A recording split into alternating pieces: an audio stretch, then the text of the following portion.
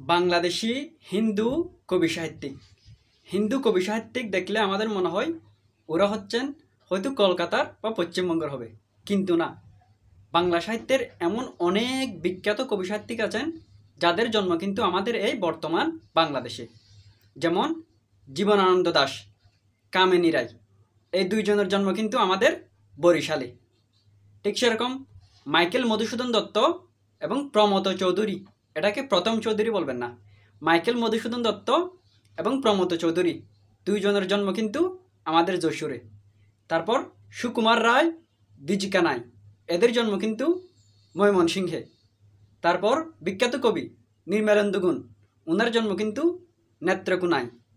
রণেশ দাশগুপ্ত, ওনার জন্ম কিন্তু ঢাকার লোহজঙ্গে। বিপ্রদাস বড়ুয়া, ওনার জন্ম কিন্তু চট্টগ্রামের ইচামতিতে। বিপ্রদাস বড়ুয়া চট্টগ্রামের ইচামতিতে। এবং বুদ্ধদেব বসু, এটার নাম শুনলে মনে হচ্ছে কলকাতার, কিন্তু না, ওনার জন্ম হচ্ছে কুমিল্লায়। বুদ্ধদেব বসুর জন্ম কুমিল্লায়।